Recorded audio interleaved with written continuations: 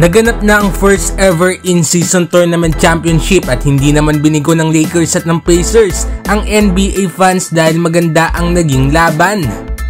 Nanaig sa dulo ang experience sa dala ng Los Angeles Lakers para matalo ang batang koponan na Indiana Pacers sa score na 123-109. Buong game nga mga idol ay kontrolado ng Lakers ang laban. Napahirapan nga rin ng Lakers si Tyrese Haliburton dahil solid nga mga defensive players sila na sina Cam Reddish at Jared Vanderbilt. Para sa Lakers naman mga idol ay halimaw nga performance si AD matapos magtala ng season high 41 points, 20 rebounds at 5 assists, samahan pa nga ng 4 na blocks. Dominante nga ang performance si AD sa fourth quarter ay nag-take over nga ito para tapusin ang Pacers. Nakatulong ni AD sina LeBron at Austin Reeves na merong ang sakit. Sa flu game nga ni Reeves ay tumana ito ng 28 points kaya nagtanong nga itong si LeBron kung sino nga daw ba kay MJ at Reeves ang merong mas better na flu game.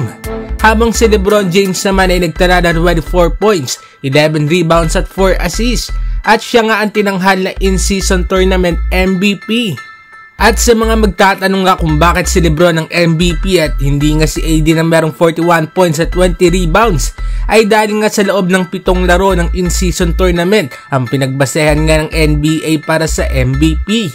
Kung finals MVP nga siguro ang usapan ay baka itong si AD nga ang nanalo, pero dahil buong in-season tournament nga ang basehan ay itong si LeBron James ang panalo.